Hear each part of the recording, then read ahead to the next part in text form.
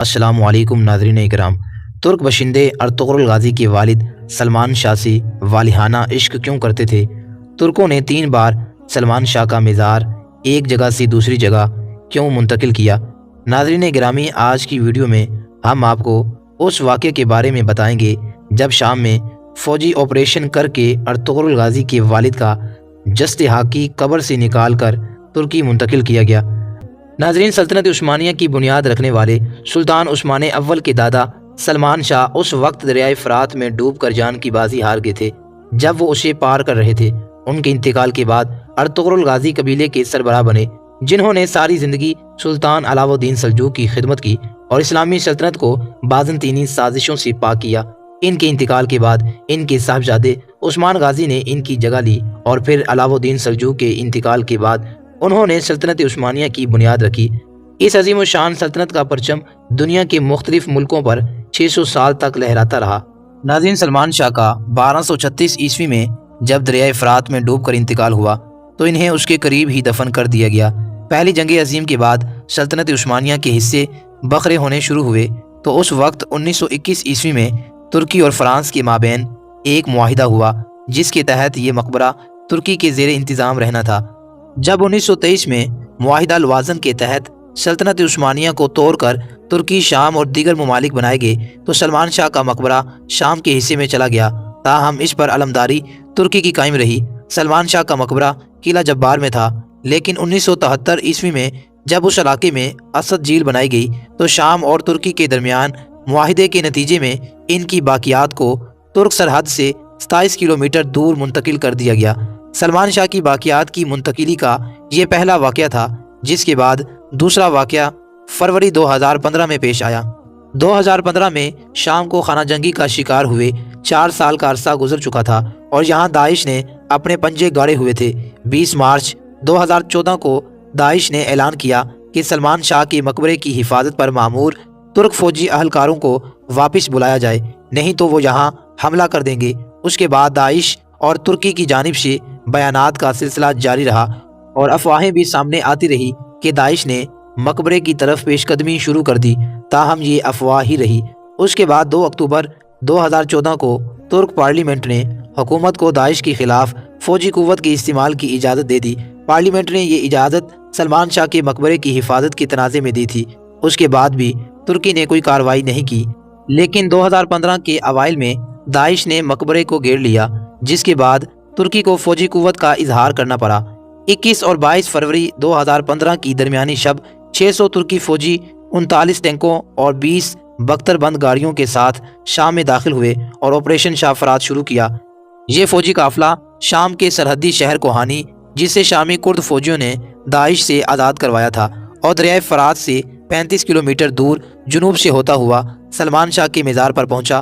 ترک فوجیوں نے سلمان شاہ کے مزار پر پہنچ کر وہاں پھنسے ہوئے 38 ترک فوجیوں کو بھی وہاں سے نکالا اور اس کے ساتھ سلمان شاہ کا جسد حاکی بھی نکال لیا۔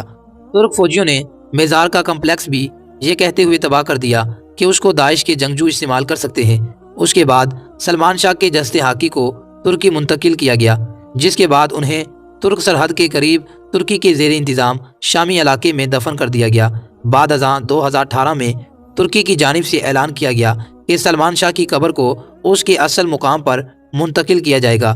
ناظرین، سلطنت عثمانیہ کے ساتھ ترک اقوام کی انتہائی جذباتی وابستگی تھی، جس کا اندازہ اس بات سے لگایا جا سکتا ہے کہ 1921 عیسوی میں شام میں حلب صوبہ فرانس کے تسلط میں تھا، لیکن ترکی نے فرانس کے ساتھ معاہدہ کر کے اس مزار پر ہمیشہ کے لیے اپنا حق حاصل کر لیا تھا۔ ناظرین، سلمان شاہ سلطنت عثمانیہ کے جد امجد تھے۔ خارزمی سلطنت پر جب منگولوں نے حملہ کیا تو ترک قبیلے جنوب کی طرف بھاگے اور خراسان پہنچے۔ انہی میں سے سلمان شاہ کا قبیلہ بھی تھا، جہاں سے سلمان شاہ 13ویں صدی عیسوی میں ہجرت کر کے ایران آئے اور وہاں سے اپنے قبیلے کے ساتھ اناطولیہ کی جانب روانہ ہوئے، جہاں اس وقت سلجوقی سلطنت قائم تھی۔ سلمان شاہ منگولوں کے دشمن ملک میں پناہ لینے کے خواہش مند تھے، کیونکہ ان کے خیال میں یہاں پناہ لینا ان کے قبیلے کے لیے انتہائی مناسب تھا۔ سلمان شاہ مشرقی اناطولیہ کے شہر اخلات پہنچے۔ وہ خود اور ان کے قبیلے والے اپنے اعلیٰ اوصاف کی وجہ سے بہت مشہور تھے۔ اخلات کے حکمرانوں سے بھی تعلقات اچھے تھے، لیکن جب یہاں منگولوں کی جانب سے خطرہ ہوا تو یہ علاقہ بھی چھوڑ کر آگے بڑھ گئے۔ اخلاق کے قیام کے دوران سلمان شاہ اور ان کے قبیلے والوں نے بہت نام پیدا کیا۔ 1221 میں منگولوں کے خطرے کی وجہ سے سلمان شاہ کو اپنے قبیلے والوں کے ساتھ اخلاق چھوڑنا پڑا۔ یہاں سے سلمان شاہ نے اپنے قبیلے والوں کے ساتھ شام کے شہر حلب کا رخ کیا اور یہیں وہ دریائے فرات کی لہروں کی نظر ہوئے۔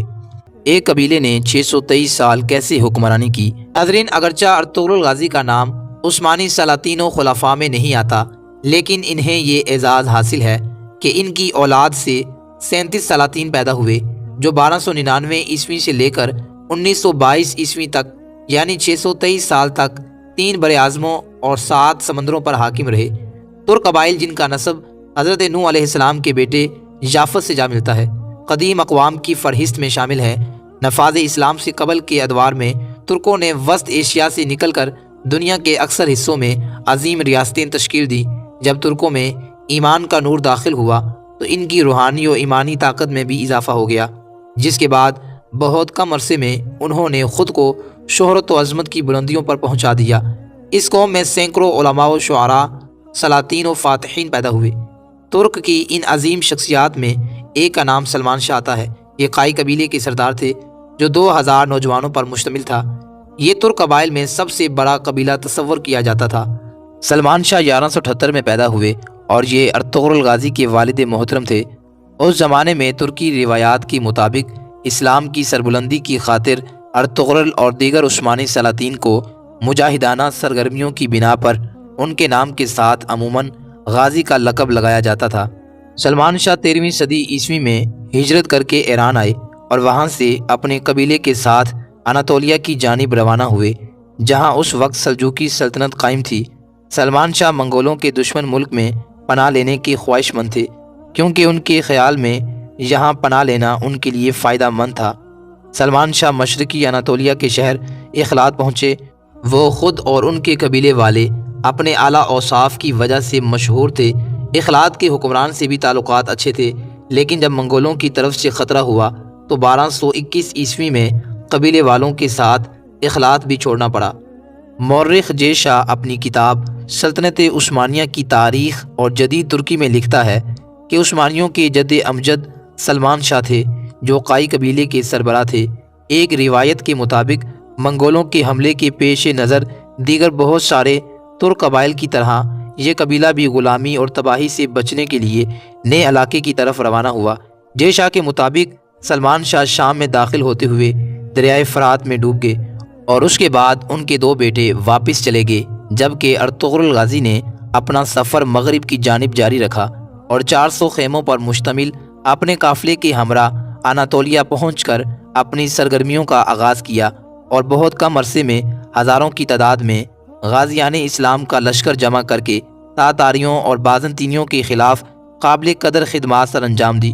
ناظرین، اگرچہ ارطغرل غازی کا نام عثمانی سلاطین و خلفاء میں نہیں آتا، لیکن ارطغرل غازی کو یہ اعزاز حاصل ہے کہ ان کی اولاد سے 37 سلاطین پیدا ہوئے جو 1299 عیسوی سے لے کر 1922 عیسوی تک یعنی 623 سال تک 3 بر اعظموں اور 7 سمندروں پر حاکم رہے۔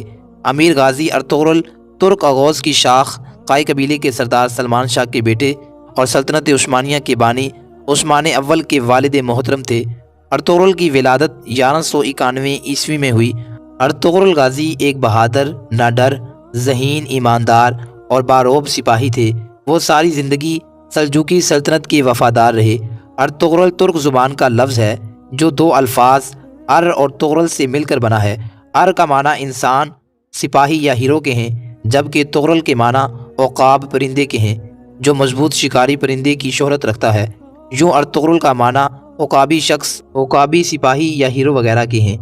عثمانی روایات کے مطابق ارطغرل غازی اپنے باپ سلمان شاہ کی وفات کے بعد اپنے رفقا کو لے کر حلب کے امیر کے پاس گئے اور ان سے زمین کا مطالبہ کیا۔ چنانچہ انہوں نے سغوت کی زمین ارطغرل کے حوالے کر دی، جو اس زمانے میں بازنطینی سلطنت کی سرحد پر واقع تھی۔ ارطغرل کو اس علاقے کا باقاعدہ طور پر سردار مقرر کر دیا گیا۔ اس کے بعد اس سرزمین پر کچھ ایسے واقعات پیش آئے جو آگے چل کر سلطنت عثمانیہ کی بنیاد کا سبب بنے۔ ارطغرل غازی ساری زندگی سلجوقی سلطنت کے وفادار رہے، لیکن بدقسمتی سے ان کی زندگی کے آخری ایام میں سلجوقی سلطنت آخری سانس لے رہی تھی اور منگول سلطنت نے پورے اناطولیہ پر قبضہ کر لیا تھا، جو ان کے لیے تشویش کا باعث تھا۔ ارطغرل کی آرزو تھی کہ وہ ایک عظیم و شان اسلامی سلطنت کا قیام عمل میں لائے، لیکن حالات اور زندگی نے وفا نہ کی۔ چنانچہ ان کے چھوٹے بیٹے عثمان غازی نے ان کا یہ خواب پورا کیا اور ایک عظیم و شان سلطنت عثمانیہ کی بنیاد رکھی۔ سلطنت عثمانیہ کے بارے میں سب سے زیادہ سنی جانے والی روایت کے مطابق عثمان غازی نے اپنی ابتدائی کامیابیوں کے بعد ایک خواب دیکھا تھا۔ اس خواب میں انہوں نے دیکھا کہ ایک درویش شیخ ادبالی کے سینے سے چاند نمودار ہوتا ہے اور اس کے اپنے سینے میں داخل ہو جاتا ہے۔ اس کے ساتھ ہی اس کے پیٹ سے ایک بہت بڑا درخت نکلتا ہے جس کا سایہ پوری دنیا پر چھا جاتا ہے۔ اس درخت کی شاخوں کے نیچے چشمے بہتے ہیں جن سے لوگ پانی پیتے ہیں اور کھیت سیراب کرتے ہیں۔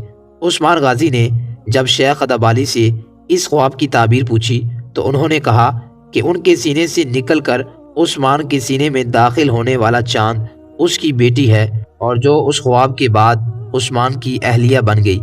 ناظرین، ارطغرل غازی کو اللہ رب العزت نے نہ صرف بہادری اور ذہنی بصیرت سے نوازا ہوا تھا، بلکہ ان کی عقابی نگاہیں انسانوں کو پرکھنے کی حیرت انگیز صلاحیت سے مالا مال تھی۔ ایسے میں ان کی عقابی نگاہیں ان کے چھوٹے بیٹے عثمان غازی کو کسی اونچے مقام پر دیکھ رہی تھی۔ چنانچہ ارطغرل غازی کی آخری نصیحت اپنے بیٹے کے نام تاریخ کے صفحات میں ہمیشہ سنہری الفاظ میں یاد رکھی جائے گی، جو یوں ہے: اے میرے بیٹے عثمان، جو اپنے ماضی سے ناواقف ہو وہ اپنے مستقبل سے بھی بے خبر رہتا ہے۔ اپنی تاریخ سے آگاہی حاصل کرو تاکہ تم مطمئن ہو کر آگے کی طرف قدم رکھ سکو۔ ہمیشہ یاد رکھنا کہ تم کہاں سے آئے اور تم نے کہاں جانا ہے۔ کیا عجیب داستان ہے کہ چرواہوں کا ایک خانہ بدوش قبیلہ جو جاڑے کے بے رحم موسموں میں قحط سے بچنے کے لیے حلب کے امیر سے ایک زرخیز پناہگاہ میں قیام کا مطالبہ کرتا ہے، جو آگے چل کر ایک ایسی سلطنت کی بنیاد رکھتا ہے جو 7 صدیوں تک دنیا کی مضبوط ترین سلطنت کا رتبہ سنبھالے رکھتی ہے۔ ارطغرل غازی جو منگولوں سے بھی لڑتا ہے، صلیبیوں سے بھی لڑتا ہے، وہ اوغوز ترک قبائل کو یوں ایک لڑی میں سموتا ہے کہ پھر چرواہوں کے اس قبیلے کی اپنی ایک سلطنت ہوتی ہے اور غازی ارطغرل کا بیٹا عثمان اس سلطنت کا پہلا بادشاہ بنتا ہے۔ عثمان غازی تاریخ کی ان اہم ترین شخصیات میں سے ایک ہیں جنہوں نے اناطولیہ کے ایک چھوٹے سے شہر سے ابتدا کر کے جلد ہی اپنی زمینوں کو بڑھایا، مگر عثمان غازی آج بھی اسی جگہ کھڑے ہیں جہاں تاریخ اور افسانے ملتے ہیں۔ مطلب یہ کہ ان کے بارے بہت سی مشہور باتوں کو تاریخ دان ماننے سے انکاری ہیں، مگر وہ باتیں ترک روایات اور قصے کہانیوں میں صدیوں سے چلتی آ رہی ہیں۔ ناظرین، آج کی ویڈیو میں ہم آپ کو عثمان غازی کے متعلق 21 ایسے دلچسپ حقائق بتائیں گے جو کہ شاید آپ کے علم میں نہ ہوں۔ نمبر 1، عثمان غازی کی تاریخ پیدائش صحیح طور پر معلوم نہیں، لیکن آپ 13ویں صدی میں اوغوز ترکوں کے ایک قبیلے کائی میں پیدا ہوئے اور یہ قبیلہ 10ویں صدی میں مسلمان ہوا تھا۔ اس کا مطلب یہ ہے کہ آپ مسلمان ماں باپ کی اولاد تھے۔ عام طور پر یہ کہا جاتا ہے کہ آپ 1258 عیسوی میں پیدا ہوئے، مگر یہ بھی ایک اندازہ ہے۔ نمبر 2، 15ویں صدی میں آپ کے بارے کچھ بھی تحریری طور پر موجود نہ تھا اور نہ ہی عثمان غازی کے دور حکومت کے بارے ان کے دور کے کسی تاریخ دان کی کتاب سے ملتا ہے۔ مثلاً اس زمانے میں کئی بازنطینی مورخین مشہور تھے جن میں جورج پیکمرز قابل ذکر ہیں۔ شاید یہی وجہ ہے کہ تاریخ دان عثمان غازی کے دور حکومت کو بلیک ہول کا نام دیتے ہیں۔ نمبر 3، عثمان غازی کو عثمان بھی کہا جاتا ہے، جو کہ ترک زبان میں عثمان کے قدیم سپیلنگ ہیں۔ اس دور میں غالباً عربی کے لفظ عثمان کی بجائے ترک زبان کے اٹمان یا عثمان کے نام سے مشہور تھے۔ عثمان غازی کا نک نیم کارا تھا، جس کا مطلب تو سیاہ ہے، لیکن ترک تہذیب میں اس کا مطلب بہادر اور جرأت مند ہے۔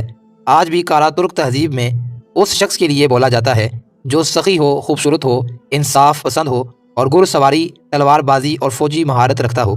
نمبر 5، عثمان غازی کے دور حکومت میں جو سکے بنوائے گئے ان پر ارطغرل غازی کا نام تھا، مگر ارطغرل غازی کے متعلق تاریخی طور پر بہت کم ریکارڈ موجود ہے۔ اکثر باتیں عثمانی دور کے افسانوں اور کہانیوں میں ملتی ہیں۔ نمبر 6، سوگوت کی عثمان غازی کی زندگی میں بہت اہمیت ہے۔ آپ یہاں ہی پیدا ہوئے اور سوگوت ہی سلطنت عثمانیہ کا پہلا دارالحکومت بنا۔ نمبر 7، عثمان غازی اپنے والد کی زندگی میں ہی سربراہ بنا دیے گئے تھے، لیکن ارطغرل غازی کی وفات کے بعد انہوں نے کنٹرول سنبھالا اور فوراً ہی آس پاس کے علاقوں پر حملے شروع کر دیے جن پر بازنطینی کا قبضہ تھا۔ 1299 عیسوی تک اتنے علاقوں پر قبضہ کر لیا تھا کہ اس کو ایک چھوٹی موٹی سلطنت کہا جا سکتا تھا۔ نمبر 8، عثمان غازی کے شروع کے دور میں ان کی رایا خود کو رومی یا رومن کہلاتی تھی۔ عثمان غازی کے سپاہی اور انتظامیہ کے لوگوں کے لیے ہی صرف عثمانی کا لفظ استعمال ہوتا تھا، مگر بعد میں تمام لوگ عثمانی کہلائے۔ نمبر 9، عثمان غازی نے آس پاس کے ترک علاقوں پر حملے نہیں کیے، بلکہ یہ علاقے شادیوں کے ذریعے یا زمین خرید کر سلطنت میں شامل کیے گئے، اور کئی موقعوں پر آس پاس کی حکومتوں نے تیزی سے بڑھتی ہوئی سلطنت میں شامل ہونے کی درخواست کی۔ نمبر 10، 20ویں صدی کے مغربی مورخین عثمان غازی پر غزہ تھیسس چال چلنے کا الزام لگاتے ہیں۔ اس کے مطابق عثمان غازی نے آس پاس کی مسلم ریاستوں کو کافروں کے خلاف مقدس جہاد کا نام دے کر اپنے ساتھ شامل کیا۔ ایسے تاریخ دانوں کی تعداد بہت مختصر ہے، اور دوسرے بڑے تاریخ دانوں نے اس بات کو رد کیا ہے اور یہ کہا ہے کہ سلطنت عثمانیہ مذہبی رواداری اور برداشت پر قائم سلطنت تھی، مگر تاریخ دان اب تک یہ معلوم نہ کر سکے کہ کس طرح عثمان غازی نے شروع میں اپنی سلطنت کو بڑھایا اور سب کو یکجا کیے رکھا۔ پھر کچھ تاریخ دانوں نے ایک اور اندازہ لگایا کہ شروع میں عثمان غازی کی فوج میں مسلمان سپاہی کم تھے، مگر تمام مسلم اور کافر سپاہی مذہب کی بجائے اپنا علاقہ اور طرز زندگی ایک ہونے کی وجہ سے لڑتے تھے، لیکن اس بات پر بھی تمام مورخین متفق نہیں ہیں۔ نمبر 11، عثمان غازی کو بازنطینیوں کے خلاف پہلی بڑی فتح 1302 عیسوی میں ملی، جب انہوں نے بازنطینی فوج کو شکست دی جو ان کو روکنے کے لیے بھیجی گئی تھی۔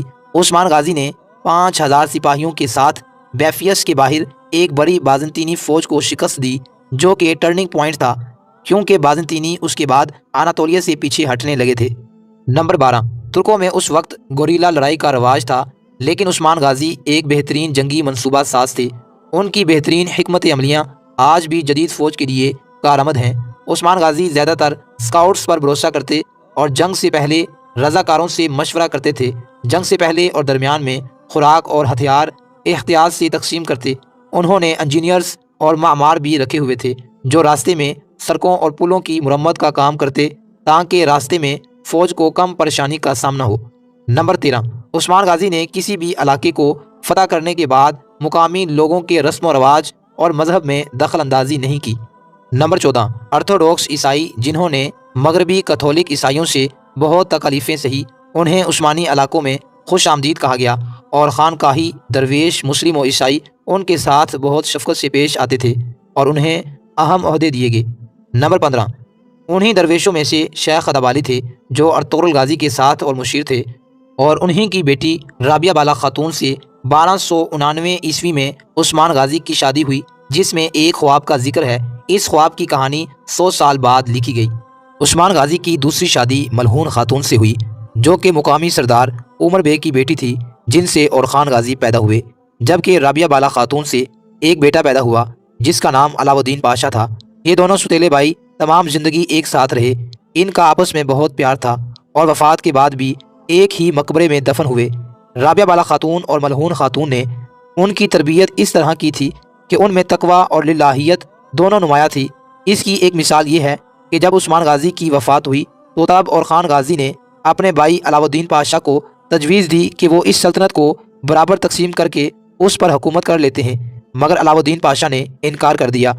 ان کو یہ گوارا نہ تھا کہ ان کے والد کی بنائی ہوئی سلطنت 2 حصوں میں تقسیم ہو جائے، اور انہوں نے رضاکارانہ طور پر اقتدار اورخان غازی کے حوالے کر دی۔ اورخان غازی نے وزیر بننے کی پیشکش کی جو انہوں نے قبول کر لی۔ علاؤ الدین پاشا اورخان غازی کی وفات تک بہترین دوست، مشیر اور وزیر اعظم رہے۔ نمبر 15، عثمان غازی کے 4 مزید بیٹے اور ایک بیٹی تھی، لیکن یہ معلوم نہ ہو سکا کہ ان کی والدہ ملہون خاتون تھی یا رابعہ بالا خاتون تھی۔ مزید ان کے بارے تفصیل موجود نہیں ہے۔ نمبر 16، عثمان غازی کے لیے طاقت، اقتدار اور سرداری حاصل کرنا اتنا آسان نہ تھا۔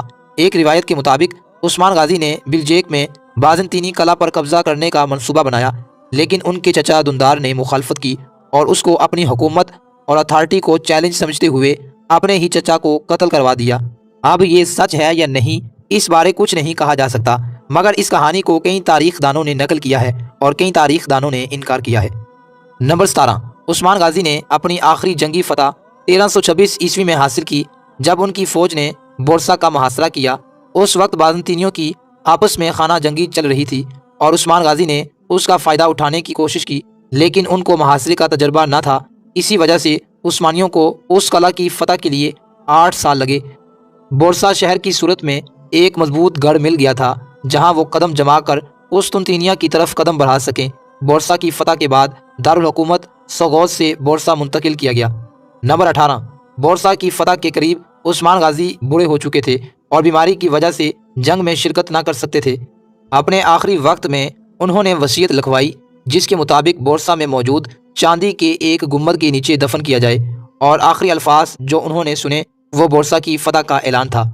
نمبر 19، شیخ ادابالی نے ہی ایک انتہائی اہم رسم کا آغاز کیا تھا، اور وہ رسم عثمان غازی اور ان کے بعد آنے والے سلاطین کی تاج پوشی کے متعلق تھی۔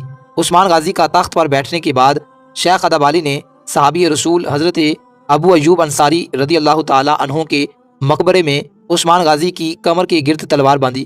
اس رسم کا بنیادی مقصد عثمان غازی کو اس بات کا احساس دلانا تھا کہ وہ اب اسلامی عقیدے کے محافظ ہیں، اور بعد میں تمام سلاطین نے اس کو جاری رکھا، مگر جب قسطنطنیہ دارالحکومت بنا تو اس کی ایوب مسجد میں شریف کونیاں ادا کرتے تھے۔ عثمان غازی کی تلوار بعد میں ہر سلطان کو تھمائی جاتی تھی۔ یہ تلوار آج بھی توپ کاپی میوزیم میں موجود ہے۔ نمبر 20، سلطنت عثمانیہ کو یورپ کے لوگ اوتومان امپائر کہتے ہیں، مگر ترکی میں اس کا اصل نام دولت العالیہ العثمانیہ ہے۔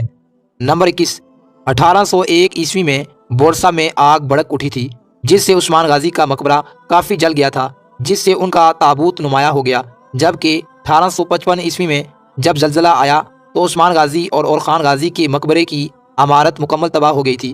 ان کے یہ مقبرے بازنطینی طرز تعمیر پر بنے ہوئے تھے، مگر جب دوبارہ بنائے گئے تو عثمانی طرز تعمیر پر بنائے گئے۔